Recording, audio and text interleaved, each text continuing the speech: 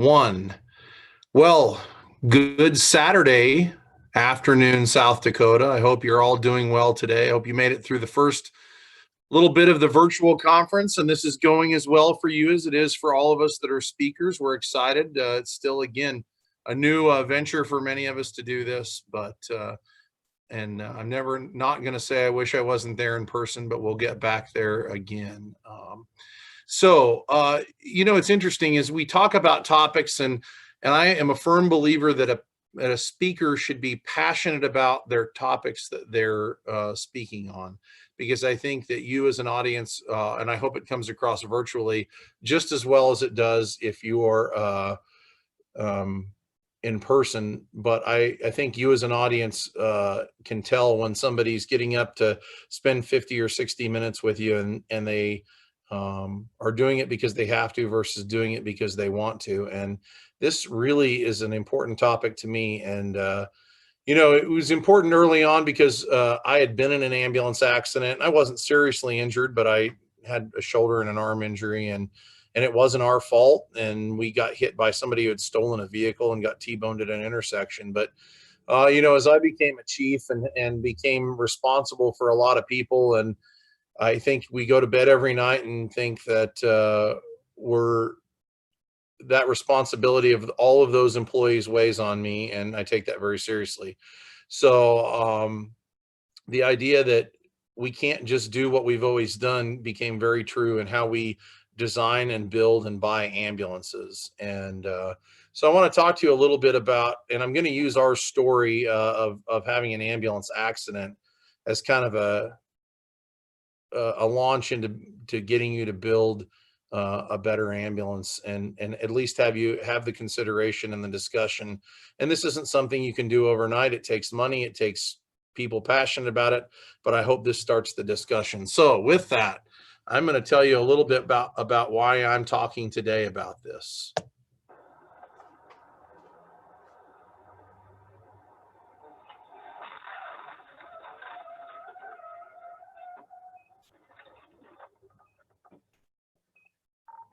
Central, EMS 41.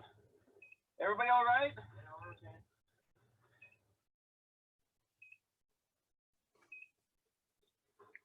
Are you all right? Yeah, I'm okay. Hold on. Central, EMS 41. So it's interesting. As I said, everybody that's the EMS director, the EMS chief, whatever your title is, goes to bed at night and wonders whether or not they're going to get a call or a page. And that's the page or the call that no chief wants. And that was that you have an ambulance involved in a serious accident. And so that was January the 10th of 2019. And that was my ambulance that was involved in an accident. And I'll talk a little bit about more of the accident. I want to show you that from another view. And so we had forward facing and then driver compartment cameras mounted. So here's the view of the very same accident from the driver's compartment. Oh, whoops, my fault.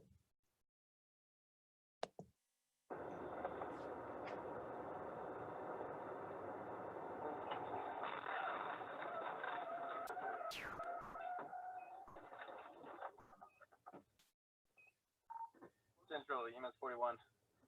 Everybody all right?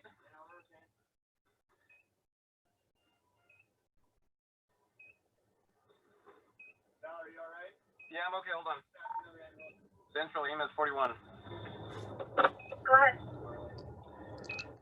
EMS 41 has just been involved in a accident on Micah Grade, right past the Cougar Gulch.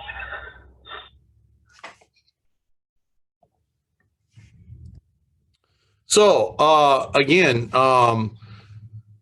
crew did an amazing job, and you're going to see several things with the crew throughout the presentation, and where they really protected and saved the person's life. But the accident was January 10th, 2019. It was a 45-degree crash.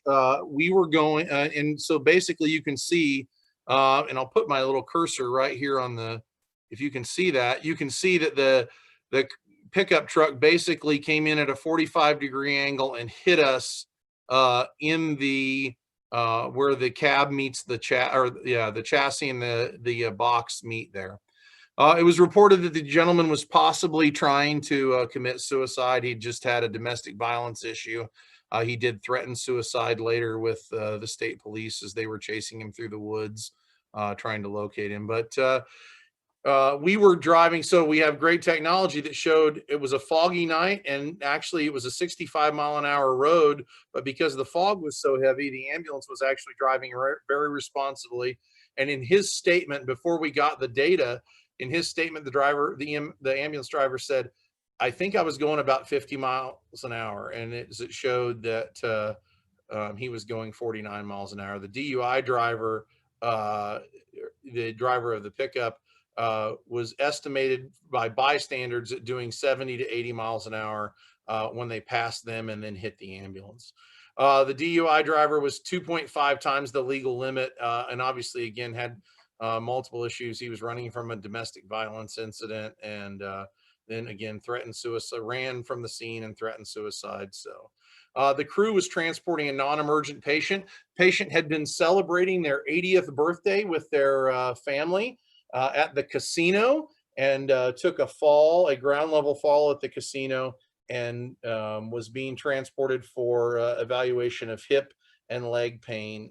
But it was a BLS crew. In fact, we didn't even activate ALS. We did end up transporting the patient and the crew. Obviously, we transported the patient that was already an existing patient onto the hospital, but we did also insist that the crew, and they both said, "Oh no, we're fine, we're fine." And you know what, quite frankly, the next day, so they got to the ER and were evaluated, and they were released. But I can tell you, both guys the next day thought that they'd been hit by a semi. And you can see the pictures there. That's a picture. That's actually, so in the great world of social media, the Idaho State Police put those two pictures out on Twitter before I even got to the scene.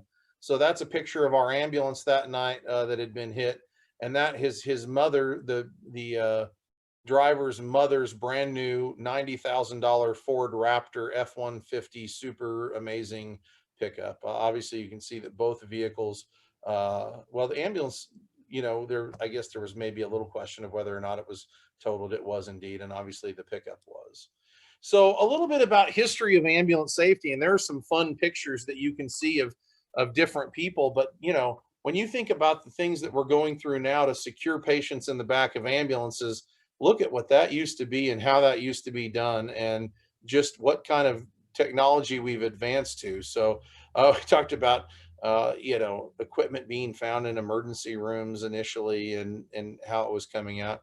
I tease, the bottom left picture is actually my division chief of EMS at the fire department, who began in Hennepin County, Minnesota. And they used to wear short sleeves and ties, and had old that's an old either a Cadillac or a Pontiac ambulance. So I want to give you maybe some scary stats about why this is why ambulance accidents are so we need to pay more attention to ambulance safety and crew safety. 60% of all fatal ambulance crashes occur in the daylight. 78% of the ambulance, 78% of the time, the ambulance was the striking vehicle. 22% of the fatally injured were not wearing a seatbelt in the cab. So either the driver of the ambulance or they may have a rider, we're not wearing your seatbelt. And I can't even imagine that, because we don't ever get in a car. I mean, I remember growing up, and my brother and I traded off. My birthday was on an even day and his was on an odd day, and that's how we traded off who got to ride in the front seat. But even then, we wore seatbelts. Now we don't even let our kids ride in the front seat until they're teenagers. And everybody, I can't think of the last time I had to remind any of my kids to ride to put a seatbelt on. So why do we have to remind our technicians and ambulances and our crew members and ambulances that they needed to wear a seatbelt? 50% of EMS drivers have a poor driving record within the last 3 years. So are we not doing checks on our people? Are we not putting them through classes? How are we getting to the point that 50+% of the drivers in ambulances had poor driving records. And then probably the scariest stat, 78% of all fatalities are the medic or the technician in the back of the patient care module. And what do you want to bet? Most of the time, those people are not seat belted in. So here's just some stats, and I'm not going to go through all of them again. You will have a copy of this presentation. But when ambulances crash, so we have about 4,500 ambulance crashes per year. 34% resulted in injuries, and I want to say this was done in 2017. A stat I pulled in 2017: 33 people were killed. You can look at the injury severities. 84% of EMS providers in the patient care department are not restrained. That cannot go on. We have got to design ambulances with seat belts in mind and the ability to strap patients in. And we're going to go through some of the changes that we've made as a system because of that. Again, 33% were secured with shoulder and lap belts. So it's so important. And if you want to steal this, I stole it from EMS.gov, NHTSA's traffic safety office.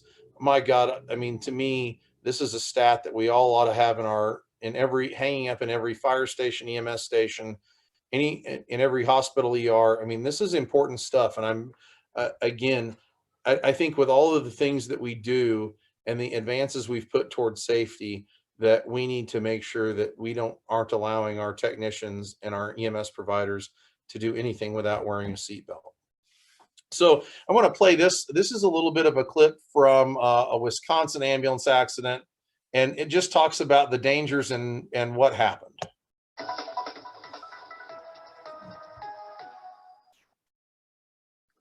Emergency vehicles intended to save lives, but are they also putting you at risk? Tonight, a WISN 12 News investigation with our media partners at The Patch uncovers concerns about the state's ambulance inspection system. WISN 12's Kent Wainscott examines what some believe is a hole in the safety net. Emergencies were EMT Matt Diker's business. He thought his ambulance was safe that day 10 years ago when he stepped into the back for an emergency call. He hasn't taken another step since. Do you think this was a preventable accident? Very, very easily. I could still hear that noise, the crushing, and getting dark, black. Jason Taboyek was at the wheel when the patient they were transporting suddenly lost consciousness. I was advised from my crew in the back to go hot, which means by lights and siren. Also on board was EMT Mary Beth Lingle. All of a sudden there was a crash. I felt a crash. On a suddenly rain-slick interstate near Wausau, the ambulance spun out and rolled. Matt would have been sitting in that seat right there. I flew and hit my face out to the back doors of the ambulance. You thought he was dead? I did, yes. Matt was critically hurt, Mary Beth and Jason injured, and the patient who had gone into distress just before the crash didn't survive. I wish I closed my eyes, because that's what I see that every night. What the crew didn't know at the time was just 2 days earlier, their ambulance had undergone a state safety inspection.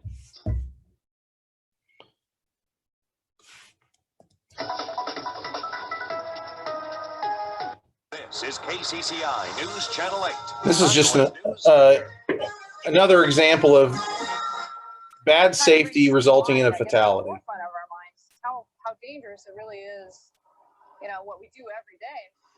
Yesterday's fatal ambulance crash in Boone County has Central Iowa paramedics taking stock, re-examining safety procedures, and considering the life-threatening risks that come with their jobs. That accident happened on Highway 30 yesterday near the town of Beaver. A Carroll County nurse, 53-year-old Cheryl Stuhlman, was killed. The patient in the ambulance, 75-year-old Norbert Hoffman, also died. The driver of the ambulance, 46-year-old Robert Gensen, is in serious condition.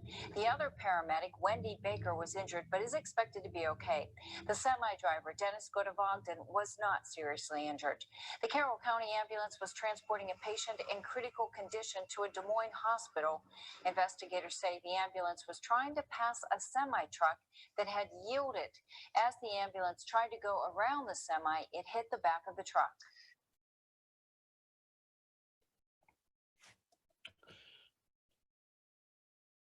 And then this is just kind of an interesting video of how it doesn't look like how serious an accident it doesn't take to result in a fatality. Oh no, the videos. Well, I'm going to see if I can rewind that here.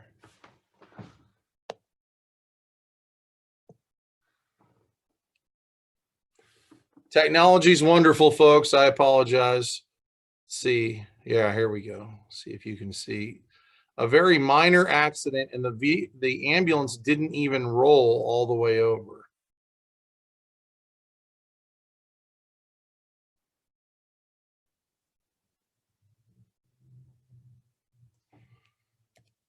So clearly we're going to struggle with videos in this, doing them via Zoom, but and I don't know, I'm hoping South Dakota will make this presentation viewable for you guys in a format where you can look at the videos, because seeing some of those videos are really important.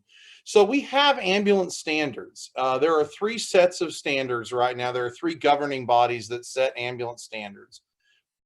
The Triple K standards, which are the oldest standards, the CAS, or the Commission of Accreditation of Ambulance Service Standards, or the NFPA, the National Fire Protection. And the problem is they only go over new construction standards, and some states required that any new ambulance purchased has to meet a standard. Some states require which standard it has to meet. Some states don't require any standard at all. One of the other pieces of that, though, is ambulance remounts have become wildly popular over the last few years as a way to cut costs. The problem is there's no standard for ambulance remounts right now. Now NFPA and CAS are coming out with standards in the future. It's also reported that the Triple K standard at some point is going to go away. What it does is, if you live in a state that requires you to build to a standard, is it really takes away the ability to shortcut some things, because those safety standards are built in, and it all revolves around, the type of construction that must go on and the G-force that you have to have and some of those pieces. So it's really interesting to see standards, and I would encourage you to develop and see what the state of South Dakota requires as far as standards on new ambulances. I can tell you in Idaho, we require you to have a standard, but we don't define which standard it is. However, just this year in our state EMS grant program, we have started requiring that if you receive grant money to build a new ambulance, that you must either meet the CAS standards or the NFPA standards if you are going to get grant money from the state to build a new ambulance. So it's the first step, really. It's not the ultimate step. And I don't know that I have a favorite standard. I think there's very good things about the CAS standard, and I think there's very good things about the NFPA standard.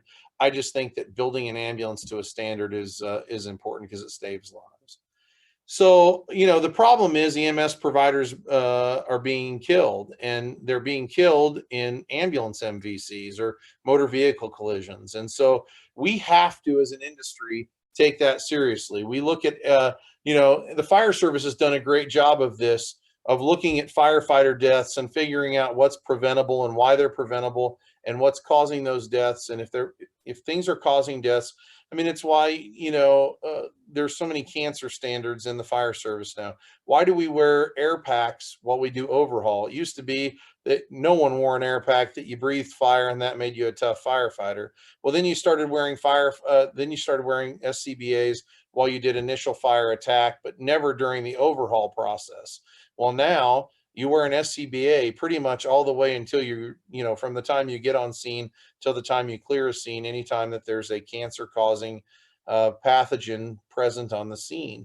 And the reason we've done that is because data has showed us that firefighters are being killed by cancer, and so we need to take that seriously. Well, we've got data, we already showed it in one of the slides, that's talking about how EMS providers are being killed in ambulance accidents, and they're being killed in ambulance accidents because drivers aren't safe, we aren't doing a good job of educating our providers, and we aren't wearing seat belts when we're in the back of ambulances, or even sometimes in the front of ambulances. So what happens? You know, the NIOSH study that you see on the right there, reported in June of 2009, talks about the need to improve safety, and safety can be achieved by modifying the environment through thoughtful positioning of equipment and workers. So, you know, if we can't, we can only control what we can control. So one of the pathways down is really thinking about how we develop an ambulance and looking at, okay, if people aren't sitting in seat belts because you can't then talk to the patient or touch the patient or treat the patient, why are we not putting seats in a more convenient location that still then have the ability to be safe and transport, or be safe and still take care of the patient and touch the patient? Why are we putting equipment out of reach of the patient, of the provider? Because that's forcing the provider to unbuckle, get up, stand up, get the piece of equipment and sit back down. And how often do you think the provider then buckles back in? So if we create environments where the equipment and people are in positions to still take care of our patient, the excuse of, well, I can't take care of my patient if I stay buckled in, goes away. So we started looking a lot in America about what other people were doing. And if you start looking at the European design, they use a direct patient care. They found that paramedics prefer to sit next to the patient. They you know, they looked at postural analysis to design how best they could still take care of the patient and access the patient, and then design around feedback they got while still being safe.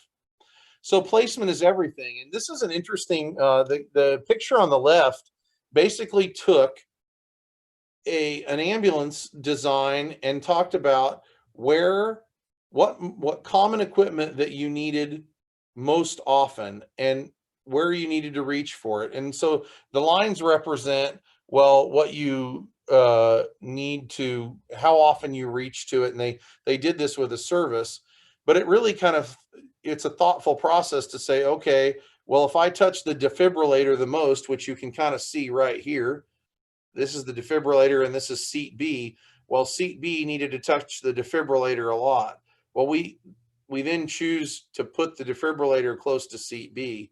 And you just kind of can see how on the right, then it kind of comes into play with a dimensional design. Another, and this isn't with an ambulance, but we did this when we redesigned our airway and med bags. My God, we used to carry enough in our airway and med bags to run an operating room for an anesthesiologist, or that, you know, a busload of hemophiliacs was going to crash and we had enough bandages and IVs to take care of 28 bleeding to death patients, you know, 20 tourniquets and all this.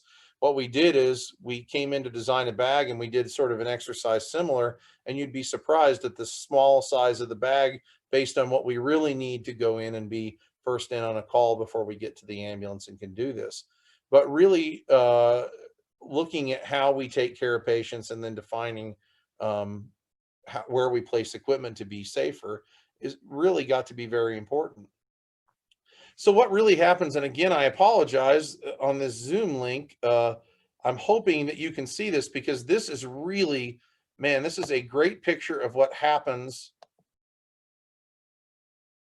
during the rollover in the back of an ambulance of a, so there we go.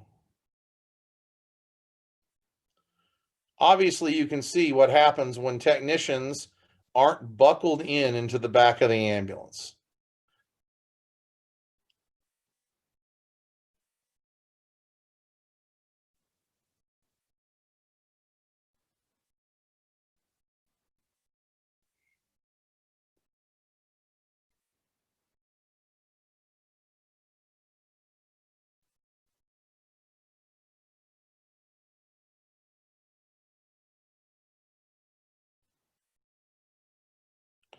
Just different views of the same rollover crash, but you can see the force. And if I remember correctly, that rollover was done at like 25 miles an hour. It wasn't even a severe high speed rollover. It's just that no one was buckled in, and it shows what exactly happens when technicians are in the back and are taking care of a patient, but are taking care of a patient and are so busy taking care of a patient they forget to buckle up.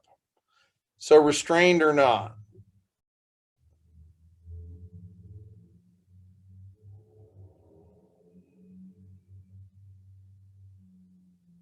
Come on.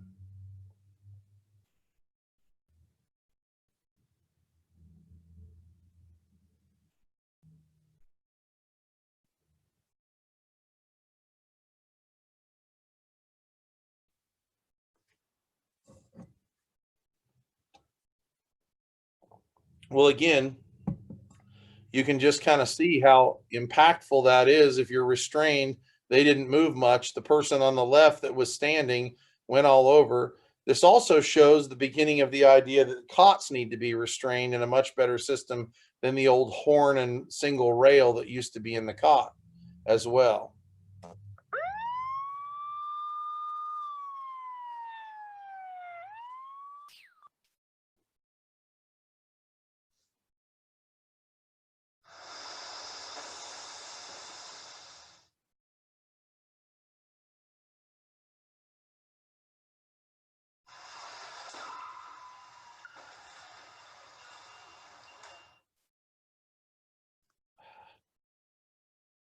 Well, again, I apologize on the Zoom. I promise this is a normal video. Oh, this is really good though. You can see that that person's in an airway seat and the patient comes right up to the airway seat. The patient's not very well restrained. The patient comes right up into the airway seat and crushes the patient.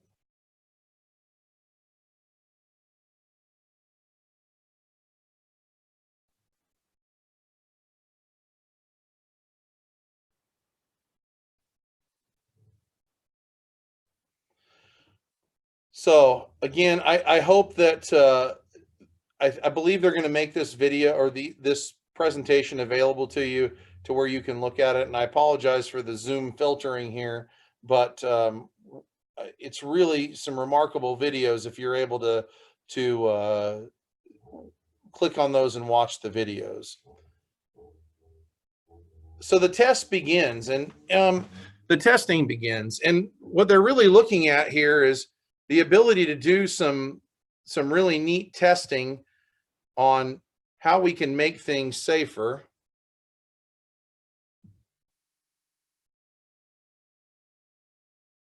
And this is like time. So that's the ambulance starting to roll. Now these patients are all restrained, these technicians are all restrained. Airbags deploy. Look at how everybody stays in place throughout the roll.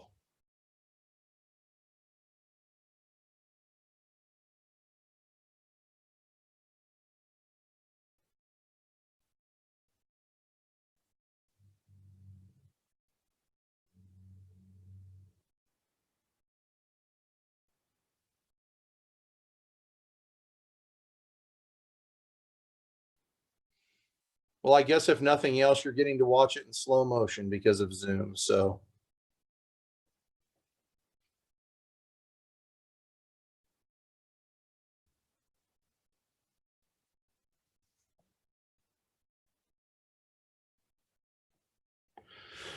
again, I really encourage you to watch it. So what happens now? Then, well, so we see those things and we start to deal with how do we get patients to sit or how do we still take care of patients, but communicate with our crew members, do different things. So these are just some ambulance designs where all of a sudden you look at down here in the left where it's single seat. So you have 5-point restraints and it's now got a rail system in it. Now you can see that the technician in this middle picture is sitting right next to the patient, has the ability to slide the seat forward, still touches the patient. They've got a headset on in the back so that they're talking to the patient and they can communicate with the front without getting up and leaning through the little pod door. You can see here where you have airway seats and side seats and that. I think people are just starting to really decide that you've got to begin with change. And it's not, gosh, I worked in an ambulance with the old bench seat and sitting on the bench seat. And I would be embarrassed to tell you how many times I stood up and never wore a seatbelt and never even thought about being restrained in the back of an ambulance. And I guess what we probably need to do is take a look at every one of these videos that unfortunately you didn't get to see very clearly, but I can see very clearly, and show every EMT student what not being restrained looks like in a slow rollover, because that again was only 30 miles an hour. So change is hard. This is our new ambulance design. And we took away the bench seat, and everybody said, well, we still have to be able to have a second patient. So we took the CPR seat and we actually put the second patient on the street side of the ambulance. We have this seat down here that sits right next to the patient, and you have the 5-point harness, but you can swing the patient. This slides on a rail forward and backward. It sits at a 45-degree angle. It puts all of the essential equipment. So we did that study and decided, okay, here are the things that are most important. We got to have IVs. We have to have frontline cardiac medication. This is the defibrillator mount right here. We have a radio, because we found out that 90% of the time, the single technician sat here next to the patient rather than sitting anywhere but by the patient. This is just kind of a better view. This is actually sitting in the airway seat of our ambulance, looking back at it, and you can see this chair swivels, so you can sit totally perpendicular to the patient. If it's a long transport, sometimes they'll swivel this and put the back next to the back of the rail and be able to sit facing totally forward if they want. But change is hard, and so we're gonna get ready to talk about how we went about change. But these are what we decided. So we got everybody together and decided that we wanted a safe ambulance. And once everybody voted unanimously to go with a safe ambulance, it's a lot easier to have these discussions, because a safe ambulance is not necessarily a bench seat and lap belts and the way we've always done it. So we couldn't do it the same way. We can't do it the same way. We looked at everything and said, if we're going to invest in safety, you've got to be safe all the time. You've got to use shoulder straps on the cot. So you saw the picture of the patient sliding up right into the crotch of the patient sitting in the airway seat. Well, that was really, patients don't slide. So our accident on January the 10th, that patient was hit at a 45-degree angle. They would have slid initially back on the cot. However, the crew had the patient exactly secured per our SOP, and the patient never moved off the cot, even though they were hit at 70 to 80 miles an hour. And I get it. I started in most of my career when I was providing direct patient care was spent loading cots. And initially we had the old Furno cots that, 2 people would load on the sides. And then we got the kind with the folding legs that would fold up. And then we got the kind, I'm really dating myself, and only a few of you will know what I'm talking about. And then we got the kind where you'd slide the ambulance, or slide the front of the cot in, and one person would lift up on the end and somebody would pick up on the legs. Well, now each of the ambulances has a loading system. But since then, we've reduced our back injuries by 70-some% because we're just not picking up things like we used to. So we can't do it the same way. We have to be committed to changing the outside of how we look too. You've got to make ambulances visible. We can't have ambulances sitting on the side of the road getting crushed. This is an example of how the back of our ambulance looks, is on the left. And then the right is just a MedStar ambulance that I saw a neat picture of, where the whole goal of any ambulance should be to increase the reflectivity by 30% with reflective striping. And so that, you've got to eliminate every hazard. You've got to be committed to heightened visibility. So what happened with us? We decided to design and build a safe ambulance for the patient and crew and function. And we have a fleet, like I said, of 7, well, at that time, 15 ambulances. And we decided we wanted to standardize everything. And I remember that that was a painful process, because getting everybody, well, I don't know if you've ever tried to we have 311 providers in our system, EMTs, AEMTs, and paramedics. I don't know if you've ever tried to get 300 firemen to do anything alike. The only thing they can agree on is that they can't agree. And so, and you also have to deal with the old proverb of 200 years of tradition unimpeded by progress. And so everybody said, it was real easy to get everybody to say, yep, we want a safer ambulance. Yep, we want to do it differently. Yep, we want to be different. Yep, chief, we got to do this. until we sat down and really started to do this. So we went through an approach where, and we decided that this was going to be a marathon, not a sprint. And so we really took our time through this. We developed an apparatus committee, and that apparatus committee decided to poll all of their counterparts all over the system. And what they did was they put up signs at every station. They had needs, wants, and don't wants. And basically people filled that in and said, oh, well, we've got to have the load system, the cot load system. And other people would say, well, we want, we want headphones in the back. And other people would say, well, I don't want a headphone in the back because that's impersonal to the patient. And we said, oh, well, we've got to have all LED lighting, and we've got to have, an electronic oxygen lift, and just different things that. So we spent about 2 months gathering the needs, the wants, and the don't wants. And I would tell you the list of don't wants became just as important as the wants. Through that, the apparatus committee went to about every trade show in the next 3 or 4 months where ambulances were. I remember walking into FDIC in Indianapolis, and they had 60 some ambulances on the trade show floor. And I would tell you that committee looked at least 70 of the 60 of them that were out there. They found ambulances that we didn't even know that there were ambulances to look at, and they looked at all of them. We had meetings, and then we started building relationships with vendors. We invited 10 vendors in to show us their product, and we really narrowed it down to a few. And then we wrote a bid.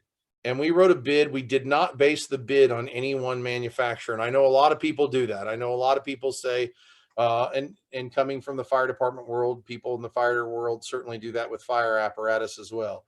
But people really wanted to build the Kootenai County ambulance rather than somebody else's ambulance. So we took all these ideas and we wrote a 90-page bid spec, and we sent it out to those same 10 companies. Of that, 4 of those companies submitted a bid, and we awarded a bid. And in the process, we've built a really incredible relationship with that vendor because we really look at them being a partner.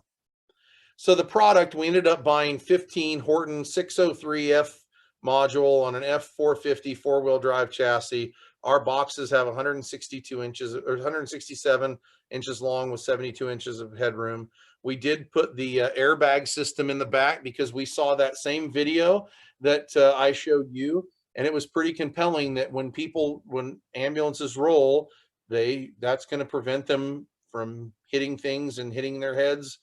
We went to the idea that single provider seats, we eliminated bench seats in every provider seat. So there's only the ability to have 3 providers in the back. And I know what you're thinking. You're thinking, oh my God, well, how do you do a cardiac arrest? Well, we've modified how we do a cardiac arrest. We don't put 6 people in the back standing up doing CPR anymore. And so we've said, if you're going to be safe, you have to be committed to the safety project. And everything has a place. Nothing is loose anymore. We have nothing that is out on a cabinet. And I'll tell you, what probably was so successful in the accident is when they got hit and they actually rolled up on their side and rolled back, they didn't end up rolling over, but they were going 50 miles an hour and they got hit at 70 miles an hour. Well, that's 120 miles an hour of force. And I mean, part of the reason it was so successful in the back is that they didn't have any missiles out on the cabinets. I remember, and this was several years ago in the state of Kansas, an ambulance was transporting a non-critical patient. They hit a bull in the middle that was standing in the middle of the road, and they weren't going that fast, but they had a D-oxygen cylinder that was loose. The D-oxygen cylinder became a missile. It hit the patient and killed the patient instantly with a head injury. And the patient, obviously, and no harm to any of the crew members, but because they had an oxygen cylinder that was loose, it killed the patient. And that story has stuck with me. And so one of the things we all committed to was that everything has a place and it stays secure. So it wasn't easy, though, to create a new culture. The reason I'm showing you this picture is this is a picture of all of the chiefs in our system getting together. And so before we ever showed the new ambulances to the crews, before we ever, and you got to understand, like any firefighter or EMT or paramedic, We had people lined up at the door the first day wanting to see what was going on and how it was going to go and what was going to happen. And it wasn't easy. But we had the chiefs in first to build the culture and to talk about building a culture of safety. We had the commissioners commit to doing it. So saying it is easy, doing it isn't easy. So we talked about bottom up. The bottom drove the new process, but the top was going to have to drive enforcing the new process. We had new policies. We bought new equipment. We had patient handling policies, that we were going to follow the strapping guidelines and that we weren't going to, new equipment involved, putting our monitors in mounts for the first time instead of just leaving them loose on the cot or whatever. We also decided, since we were investing $4 million in a fleet of ambulances, that we all of a sudden had to take care of them, because these weren't going to be disposable vehicles anymore. They were going to be something that we had to hang on to for, almost 10 years of vehicle. Now we rotate them around so the mileage stays the same and things. But from the time we took our first vehicle got our first vehicle delivered to the time that we did all the training and then we put it in service was about 6 months. And people, are just chomping at the bit and they want the new ambulance. And I totally get it, but it took time to get people bought into creating a culture of safety. Again, it's really easy to say, it's a lot harder to do. But fast forward. So, there I am again, driving out to this wreck that night, thinking, oh my God, I've sold the commissioners on building a safe fleet. I've sold the crews on building a safe fleet. I've hoped to do all of these things. God, I hope no one's hurt. God, I hope the ambulance stood up like it was supposed to. God, I hope it all worked out the way it did. Well, all of the work paid off. The patient and the crew received minor injuries. The patient, again, never had any further injuries from the ambulance accident. So that was really important. I got to tell you, so as I told you, she was at the casino celebrating her 80th birthday. She was with her son and daughter-in-law. They were following her in the car behind. They were following the ambulance in the car behind the ambulance, and they witnessed the entire wreck. I can tell you, so my job that night was first to go to the scene and check on everything. And then I went to the hospital and stayed with the crew and the family. I can tell you that daughter-in-law hugged me probably 20 times and said, I cannot believe we saw how hard that pickup truck hit the ambulance. I cannot believe my mother-in-law did not get any further injured. In fact, she wasn't even admitted to the hospital for her first injury. She got an x-ray and was dismissed about 3 or 4 hours later. The crew received some injuries and that's okay. But they weren't severely injured. Again, they were buckled up. They had no missiles in the back, no objects in the back that were loose. So they didn't get hit like they were. The suspect was minorly injured. He was too busy, again, running in the woods and threatening suicide, and then fighting. He ended up fighting the police once the police caught up with him. So we're not sure really where his injuries came from. His truck was totaled. But it was really kind of an incredible story. So, and I want to mention this. We ended up working with the court system, and the driver's insurance replaced our ambulance in full, and not just the current value. They replaced the replacement value of the ambulance. And so we ended up having, with all the equipment that was lost, because we had to replace the cot, the load system, the ambulance. We had to replace some gear. We had to replace 2 radios. I mean, we just had a laundry list of things. I think the total loss was about $312,000 by the time we added it all up. So the next steps after the accident that night were to replace the total ambulance.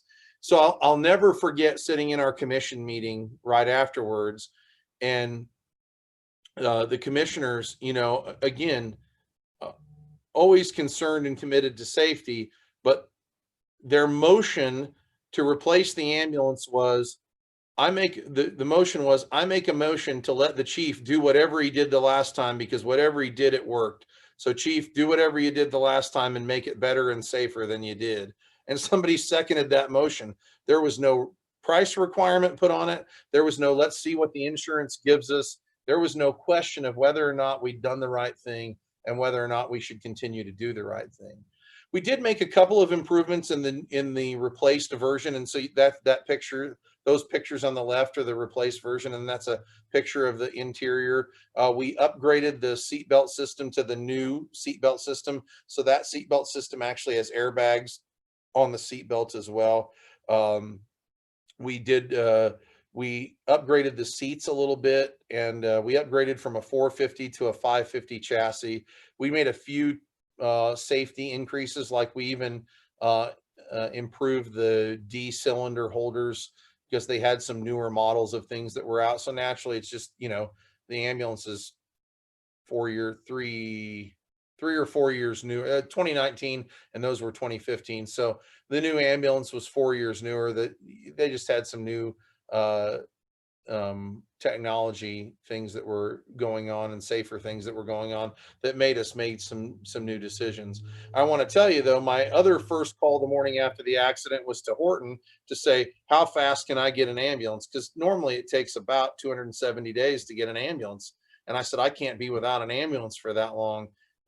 But all of our relationship building with the vendor and the sales force had really paid off, because what we did was we were able to get an ambulance in about 5 months. We kept the momentum going. So where are we at right now? You know, we're developing a fleet replacement plan. These boxes have done so well. We're really thinking significantly about remounting these boxes on just a new chassis. I can tell you that safety is going to continue to be paramount. We obviously have to look towards things about new technology and what the latest and greatest in the chassis is. Again, we're looking at a remount, but we've maintained our partnership with our dealer. And I think that's so important, because what we're looking to have with them as partners is making sure that they're as invested as we are. One of the things that we did when we went back to the plant to do our final inspection of the new ambulance that we had to build as a result of the wreck, we did two things. We delivered a letter from the chairman of our commission and myself to the CEO of Horton to say, look, your technology, your construction, your people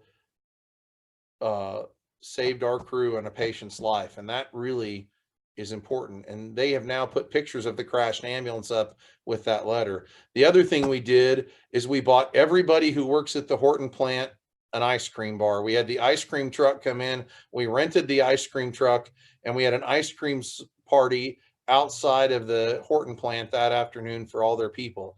Because I'm telling you, again, as a chief, there's nothing more important to me than the safety of my people.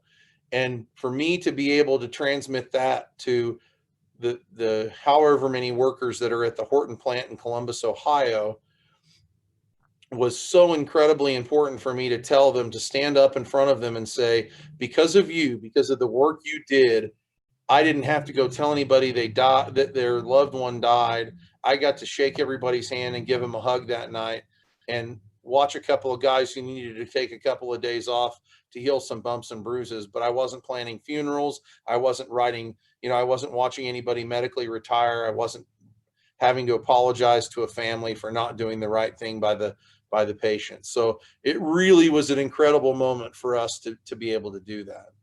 So what's next for you? And this is, I get that everything, that money doesn't grow on trees. I get all those things, but I'm going to ask you to take some steps. I want you to look inside of you. I want you to decide whether safety is important, and don't ask yourself whether you can afford to be safe. Ask yourself whether or not you can afford not to be safe. Take a stock of your environment. You don't have to build a brand new $250,000 ambulance. We were fortunate that we were able to do that. But I would tell you, it doesn't take that much money to make things in your current ambulance safer. Look at your practice through a lens, through a safety culture lens. Ask if everything you do in your organization is safe for your employees and safe for the patients, and the things that you do make your patients and your employees safer. And build alliances with other safety culture believers. The one thing I will tell you, and I'm glad to talk to anybody anytime about safety. I have people that work for me. I can tell you, I can put you in touch with our crews our guys that would tell you anytime that, you know, how important it is to be safe. It was really interesting to me because everybody ought to have, and I don't wish this upon anybody, but everybody ought to have a sentinel event once in a while to just remind you what the hell's going on and how bad it can be. And so I would tell you, the next morning after we had a near tragic situation that didn't end up being tragic, don't you think that every battalion chief wasn't out checking ambulances to make sure no one had a radio battery sitting out on a shelf, and that the monitors were really in the monitor mounts, and that all the bags were secure behind the netting, and all of the things that we're supposed to do? And that wouldn't have happened in 2015, but because we continually drilled this safety, this culture of safety into people, it really hit home and they started to do it. So again, I'm not telling you need to buy a new ambulance. I'm not telling you to scrap what you have. I'm telling you, if nothing else, make what you have safer and do it. The real numbers. So fatal crashes most often are at intersections. You've got to be careful going through intersections. We've got to change who we are. 70% of EMS crashes are during emergency driving. Do you really need to drive emergency all the time? That's been another cultural shift. Used to be the tones went off, the truck left with lights and sirens. We use, and I'm not advocating what type, there's all sorts of pre-arrival dispatch systems that allow you to have information that determinate-based dispatching to know whether or not you need to respond hot to calls or run lights and sirens to calls. But we've reduced running to scenes with lights and sirens, and where we have made a dramatic difference is running lights and sirens to the hospital. We have amazing tools, and we've invested a lot of money in amazing tools. We are truly a rolling ER on wheels. The only thing I need to drive you to the hospital for is if I can't get fast, is if I can't get an airway, if the hospital can do something that we can't do in the field. So if you have a surgical emergency, if you're bleeding to death and the only thing that's going to fix it is a surgeon being able to fix it, or if there's a interventional procedure that they can do that we can't do in the ambulance, like a unstable STEMI patient that needs to get to a PCI center to get a balloon done, or they're going to do an interventional radiological procedure for a stroke patient. Short of that, we don't take patients. Unstable vital signs is not a reason to take patients to the hospital running lights and sirens. 74% of all EMS fatalities are MVC related. 78% of fatalities, and I know I said this earlier, but it's important, so I'm repeating it. 78% of ambulance fatalities are rear occupants unrestrained. We are in 2020, almost 2021. There is not an excuse for knowing. We've all said to people, seatbelts save lives. I guarantee your ambulance service or your agency has participated in some sort of a public relations campaign to tell people that they need to wear seatbelts. Why are we not practicing what we preach in the ambulance? So again, I just want you to, I'm going to try to finish this up with this little short clip of this video, and I hope it works. What would you like to see done? More inspections. Matt and his colleagues think the time for that has come. What do we need to do to make this not ever happen again? It's been 10 years. What took so damn long? So he basically said when it cut out there, safety inspections and being safer. And then his comment at the end is what took so damn long. So again, guys, I just want to thank you for your time. I want to thank you for your time this week. I've loved being with you guys. I appreciate the opportunity to share with you. Again, we'll get my email out to anybody that's a participant. You can contact me anytime. I'm glad to talk about ambulance safety. It's a passion of mine. Vehicle safety, crew safety. It's a passion. I want everybody to go home in better, or in the same or better shape than when they showed up for their call or their shift. And so again, I just thank you all very much for your time, and I wish you all the safety in the world.